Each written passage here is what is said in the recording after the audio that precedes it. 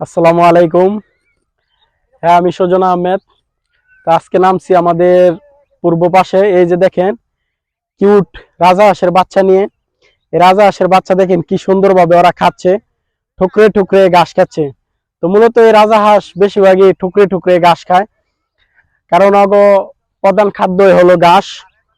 তো এই রাজা হাঁসের বাচ্চা আমাদের এলাকায় প্রায় মানুষই পালে, লালন পালন করে। অনেক মানুষ ডিম থেকে ফুটিয়ে বিক্রি করে।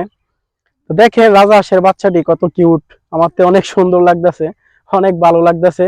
কারণ রাজা হাঁসের বাচ্চাটি লালন পালন করার দায়িত্বটা আমাকে দিছে। তো দেখেন আজকে আমি আমাদের চকে পুবে নামছি রাজা হাঁসের বাচ্চা নিয়ে।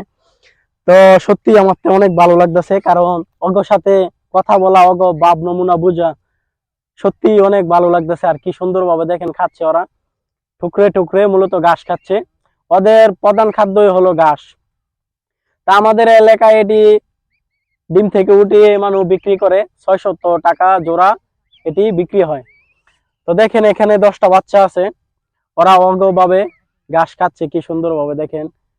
সত্যি আমার থেকেও ভালো লাগতেছে, কারণ সময়টা কাটাচ্ছি অগোর সাথে।